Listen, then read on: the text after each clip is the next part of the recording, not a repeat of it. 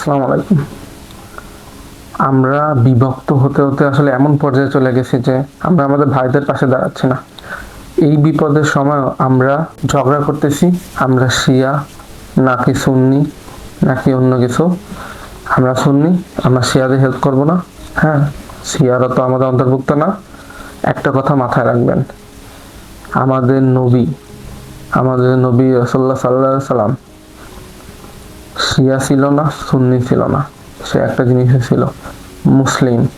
So এইটা maintain করে, আমরা মুসলমান, এই পরিচয়টাই সবার আগে দেন। শিয়া সুন্নি ওইসব এখন বাদ দেন ভাই।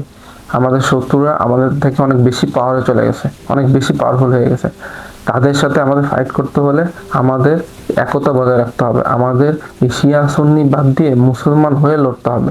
আপনি যখন মুসলমান হয়ে লড়বেন তখন দেখবেন যে ওদেরও হাত পা কেঁপে গেছে, ওরাও এই জিনিসটা বড় করে। আমরা শিয়া সুন্নি এগুলো জিনিসটা বড় করে যেন আমাদের মধ্যে এই বিভক্তিটা চলতেই থাকে। এটাই আরব নেতাদের মাথায় ঢুকিয়েছে আর তারাও তাদের কথায় নাচতেছে। এটাই হচ্ছে আমাদের মুসলমানদের অবস্থা, আমাদের মুসলমান উম্মার অবস্থা। আল্লাহর কাছে দোয়া করি আল্লাহ যেন আমাদের সৎ বুদ্ধি দেয়, আমাদের আরবদের নেতাদের সৎ বুদ্ধি দেয় এবং এখনো সময় আছে, আমরা এখনো ফাইট ব্যাক করতে পারি। আমরা এখনো নিজেরা ঐক্য মেনটেন করে যেন চলতে পারি, এখনো সম্ভব। তো এই ভাগাভাগি করেন না, মুসলিম হয়ে মুসলিম ভাইয়ের পাশে দাঁড়ায়। এক মুসলিম ভাই ফাইট করতেছে, আপনি আমি কেন পাশে দাঁড়াবো না? সে একটা সবার সাথে লড়তেছে, আমরা কেন পাশে দাঁড়াবো না? এখন এসব করার টাইম না ভাই, এখন আমাদের এক হয়ে থাকার টাইম। কমেন্ট আপনার মতামত দিতে পারে। দেখা হবে পরের ভিডিওতে। আসসালামু আলাইকুম।